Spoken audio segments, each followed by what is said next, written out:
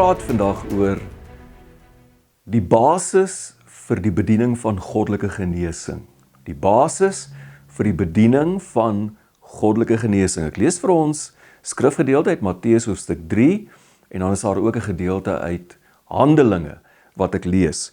Uit die 2020 vertaling, Matteus 3 vers 13 tot 17, lees soos volg.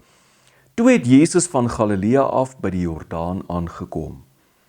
Hy het na Johannes gegaan om deur hom gedoop te word. Maar Johannes het hom probeer teengaan met die woorde, ek behoort deur u gedoop te word en u kom na my? Jesus het hom geantwoord, laat dit nou toe, want dit is goed dat ons op hierdie manier alle geregtigheid vervul. Johannes het toe ingestem. Nadat Jesus gedoop is, het hy dadelik uit die water opgestaan. Met eens het die hemele vir hom oopgegaan en hy het die Gees van God soos 'n duif op hom sien neerdaal. En met eens het 'n stem uit die hemele gesê, dit is my geliefde seun, oor wie ek my verheug. En dan ook Handelinge 10 vers 38 wat sê, hoe God Jesus van Nasaret met die Heilige Gees en met krag gesalf het. Hy het die land deurreis, goed gedoen en almal wat onder die mag van die duiwel was, genees, omdat God met hom was. Let asseblief op, dat ek nie die begrip geloofsgenesing gebruik nie, maar wel goddelike genesing. Geloofsgenesing impliseer dat genesing plaasvind deur iemand wat geloof het. Uit die aard van die saak het ons geloof nodig en is geloof betrokke by goddelike genesing. Ons moet immers glo dat God is en dat hy 'n beloner is van die wat hom soek. Maar die gevaar met die begrip van geloof, met die begrip geloofsgenesing, is dat ons 'n kultus kan begin ontwikkel rondom die persoon wat dan nou die geloof het om te bid vir siekes om gesond te word. En dan verskuif die aandag weg van God af na die begaafde persoon toe wat dan nou die gawe het om vir siekes te bid. Die feit is, geen mens kan jou genees nie. Geen mens kan jou genees nie. Slegs God kan jou genees deur die krag van die Heilige Gees. Nou daar's twee Griekse woorde wat in verband met Jesus gebruik word. Die eerste ene is huios. Huios beteken seun. Ons kry die volgende konstruksie in die Grieks, huios to theo, wat beteken seun van God. En dit is so. Jesus is die seun van God. Maar daar's nog 'n woordjie wat in verband met Jesus gebruik word en dit is die woord pais of paidon. Pais kan vertaal word met kind of met dienskneg. En ons kry byvoorbeeld in Handelinge 4 vers 30 waar daar na Jesus verwys word as die paidon, as die dienskneg van die Here. Ek lees dit vir jou. Deur u hand uit te strek tot genesing en deur dat tekens en wonders deur die naam van u heilige dienskneg, paidon, dienskneg, Jesus plaasvind. So Jesus is nie net die seun van God nie, hy is ook die dienskneg van die Here en dis baie belangrik, want in Jesaja 53 ontmoet ons hom as die lydende dienskneg van die Here. Ek haal vir jou Jesaja 53, baie bekend, vers 4 en vers 5 aan. Nogtans, ons siektes, hy het dit gedra, en ons smarte, hy het dit op hom gelaai, Maar ons het hom beskou as iemand wat gekastei word, geslaan deur God en verneder. Hy is egter deurboor oor ons oortredings, verbrysel oor ons sonde skuld. Die straf wat vir ons vrede bewerk, was op hom, en deur sy wonde is daar vir ons genesing. En dan net 'n paar verse aan, vers 11, Jesaja 53 vers 11, lees ons, God noem hom my dienskneg. Hy sê, my dienskneg sal hom as 'n regverdige betoon aan baie, en hulle sondeskuld, hy sal dit op hom laai. So in Jesaja 53 ontmoet ons Jesus as die lydende dienskneg van God, wat ons sonde en ons siekte op hom geneem het, sodat ons verlos kan word van ons sonde en genees kan word van ons siekte. Nou in ons geleesde gedeelte kom Jesus al die pad van Galilea af na Johannes die Doper toe, sodat Johannes hom in die Jordaanrivier kan doop. Eers weier Johannes. En hy doen dit want hy weet dat Jesus by verre sy meerdere is. Hy sê dit ook vir Jesus. Hy sê, dis eerder ek wat deur u gedoop moet word. Johannes weet dat terwyl hy 'n regverdige man was Jesus baie meer as net 'n regverdige man. Jesus was volkome sondeloos. En tog dring Jesus daarop aan om gedoop te word deur Johannes. Jesus dring aan om, alhoewel hy sondeloos is, soos 'n sondaar, as 'n sondaar, nie soos 'n sondaar nie, hy dring aan daarop om as 'n sondaar gedoop te word. Deurdat Johannes Jesus in die Jordaanrivier doop, het Jesus die sondaar in ons plek geword. Van daardie oomblik af was hy die lydende dienskneg van die Here. Van daardie oomblik af het hy in ons skoene kom staan en het hy begin om ons sonde en ons siekte op hom te neem, die lydende dienskneg van die Here, wat ons sonde en ons siekte end uit sou dra tot by sy vuurdoop aan die kruis, waar hy vir ons sonde en vir ons siekte gesterf het. So Jesus se doop in die Jordaanrivier deur Johannes die Doper was sy inwyding. Die Engelse woordjie is consecration. Was sy inwyding as die lydende dienskneg van die Here. Van daardie oomblik af was Jesus volkome oorgegee, volkome toegewy, totally consecrated as die dienskneg van die Here. 100% toegewy om tot die dood toe die wil van sy Vader te doen.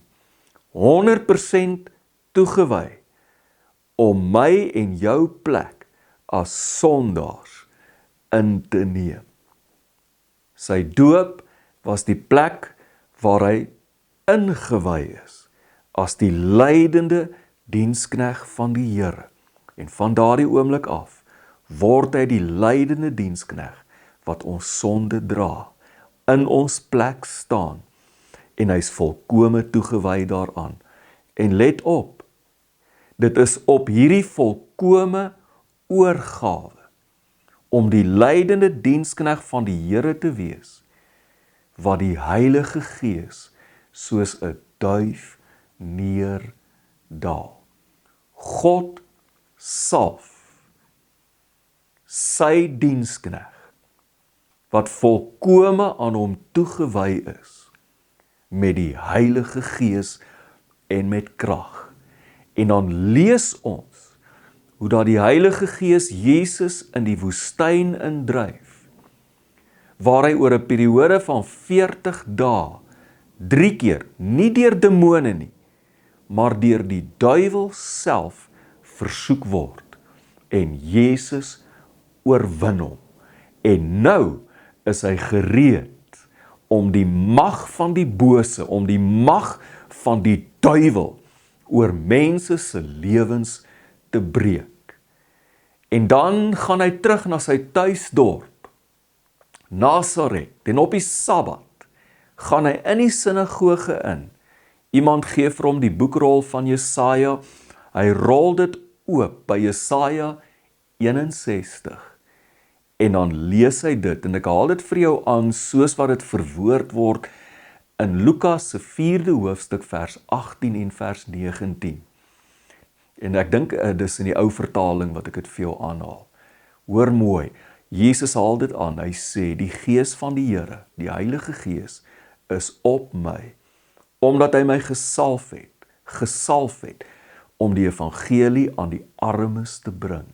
Hy het my gestuur, om die wat verbryseld van hart is, te genees, om vir gevangenes vrylating te verkondig, en aan blindes herstel van gesig, om die wat gebroke is, in vryheid weg te stuur, en om die aangename jaar van die Here aan te kondig.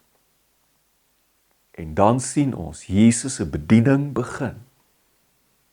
Van daardie oomblik af genees hy die siekes, dryf hy duiwels uit en wek hy dooies op.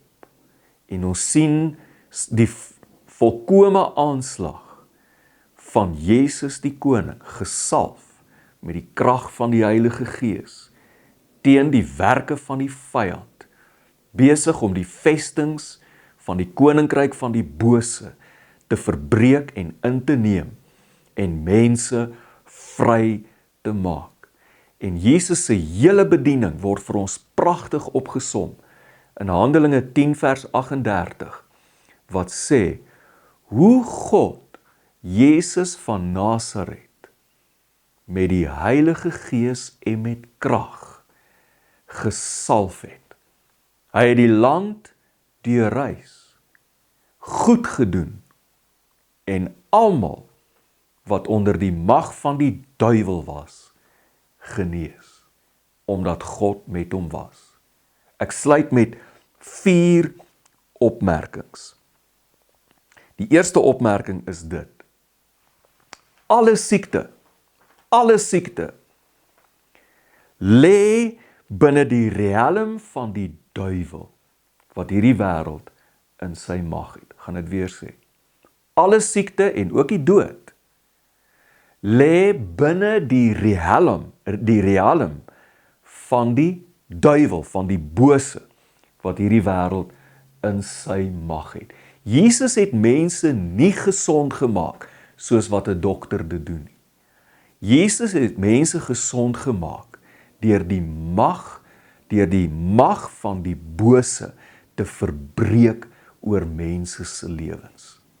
Die tweede opmerking is, Jesus het dit gedoen deur die krag van die Heilige Gees. God het Jesus gesalf met die Heilige Gees en met krag. Dit is nie soos wat party mense beweer, dat dit 2 verskillende dinge is. Dat God Jesus gesalf het met die Heilige Gees, en dat hy hom ook gesalf het met krag nie. Dit is nie so nie, dit is een en dieselfde ding. God het Jesus gesalf met die Heilige Gees, en deur die Heilige Gees met krag. Hoe sê die skrif? Julle sal krag ontvang, wanneer die Heilige Gees oor julle kom.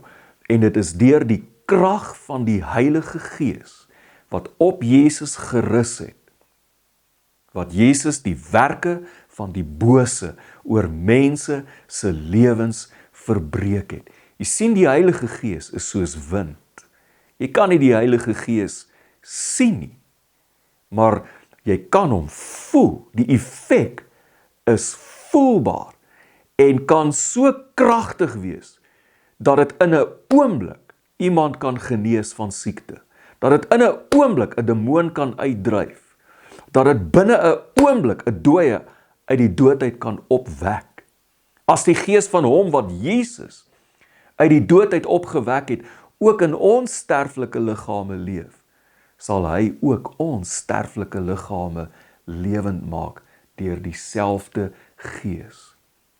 Die derde opmerking wat ek wil maak is dit: goddelike genesing is nie goedkoop nie. Jy moet baie mooi hoor. God gee sy Gees op Jesus. Hy salf hom met sy Gees, maar kom ons kyk na Jesus. God se Gees kom op sy dienskneg, wat homself 100% aan God toegewy het. Die Gees van God daal neer op Jesus, wat 100% toegewy is aan die wil van sy Vader. 100% consecrated. John G. Lake het gepraat van 1,000-fold consecration. Dis op hom wat die Heilige Gees neerdaal, en het is deur hom wat God in die krag van sy Gees die siekes gesond maak en die duiwels uitdryf. My vierde opmerking is dat God sy Gees ook oor ons uitstort as gelowiges. Sy Gees het oor Jesus gekom in die vorm van 'n duif. Hoekom? Want Jesus was sondeloos, geheel en al sondeloos, volmaak. Volmaak, hy is die prototype mens. Jesus was nie net sondeloos, hy was volmaak. Hy is die volmaakte lam van God.